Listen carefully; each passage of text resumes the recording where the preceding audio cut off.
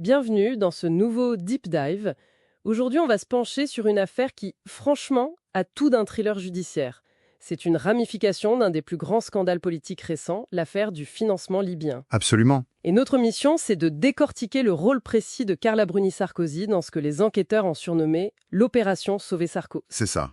On n'est pas dans l'affaire principale, mais bien dans la tentative présumée de manipuler la justice. Exactement. Le point de départ, c'est ce coup de théâtre en novembre 2020. Ziad Takieddine, qui était quand même l'accusateur numéro 1, Celui qui affirmait avoir livré les valises d'argent. lui-même. Et soudainement, il se rétracte. Du coup, la justice flaire une manipulation et ouvre une enquête pour subornation de témoins. Et la question, c'est est-ce que cette rétractation a été orchestrée, financée? Voilà. Et quel rôle Carla Bruni Sarkozy aurait joué là-dedans ? Alors, si on plonge dans le cœur du sujet, le premier élément à charge est assez spectaculaire. On parle d'une ligne téléphonique secrète. Oui, c'est un des piliers de l'accusation. Selon l'enquête, Carla Bruni Sarkozy aurait demandé l'ouverture d'un abonnement téléphonique, D'accord. mais sous une fausse identité. Et cette ligne, elle aurait servi à communiquer exclusivement avec une personne, Michel Marchand. La fameuse Mimi Marchand. La fameuse Mimi considérée comme l'organisatrice de l'opération. Ce canal secret, il aurait permis d'éviter les écoutes et de la tenir au courant de l'avancée des manœuvres au Liban. C'est fou, mais il n'y a pas que ça, il y a aussi l'aide matérielle, c'est bien ça. Surtout qu'on est en pleine pandémie de Covid à ce moment-là. Oui, et c'est le deuxième point. Les restrictions de voyage étaient drastiques, on s'en souvient. Et l'ancienne première dame est soupçonnée d'avoir, disons, facilité la logistique. Elle aurait pu intervenir pour obtenir des tests PCR en urgence, des laissez-passer. Via des hôpitaux militaires, c'est ce que j'ai lu. C'est ce que dit l'enquête, oui, pour permettre à l'équipe de se rendre à Beyrouth et d'obtenir la rétractation. Pour les juges, ce ne sont pas des petits services entre amis. Non, ça constitue des éléments de participation. Exactement, des éléments de participation à une association de malfaiteurs. Et bien sûr, il y a le nerf de la guerre, l'argent. L'opération est estimée à plus de 600 000 euros. C'est une somme, oui. Alors, quel est le lien là avec Carla Bruni Sarkozy? Alors, le lien est plus indirect. Elle est soupçonnée d'avoir mis en contact Mimi Marchand avec un entrepreneur, David Layani. D'accord, une mise en relation. C'est ça. Et suite à ça, la société de Layani aurait versé 72 000 euros à celle de Marchand. Officiellement, c'est pour une prestation de conseil.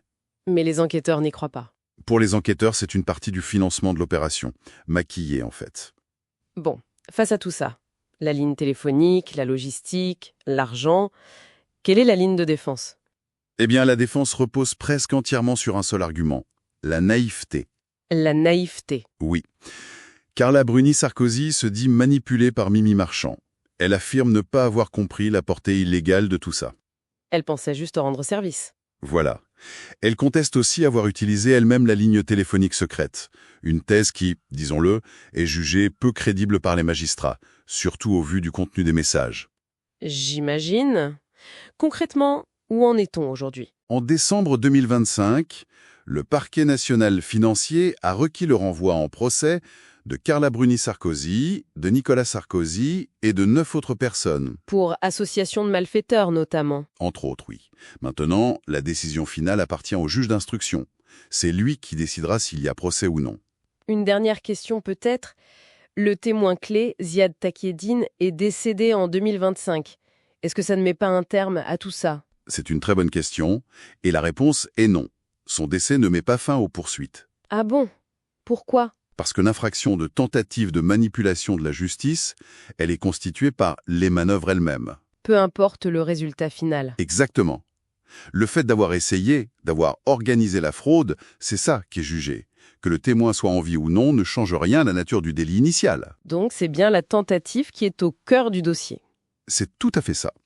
Et au-delà du cas judiciaire, cette affaire, elle interroge sur la capacité des cercles de pouvoir, politiques, médiatiques, à organiser des systèmes de défense qui opèrent un peu en marge des institutions. Ça pose la question des frontières de l'influence. Voilà. Et de ce qui est acceptable ou non au nom de la loyauté. C'est une vraie question de